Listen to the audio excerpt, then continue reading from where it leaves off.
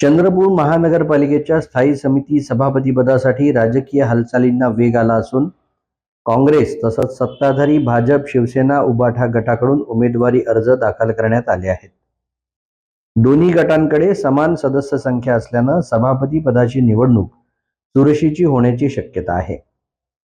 आज भारतीय राष्ट्रीय काँग्रेस व मित्र पक्षांच्या वतीनं नगरसेवक वसंत देशमुख यांनी स्थायी समिती सभापती पदासाठी महानगरपालिका निवडणूक अधिकाऱ्यांकडे उमेदवारी अर्ज दाखल केला।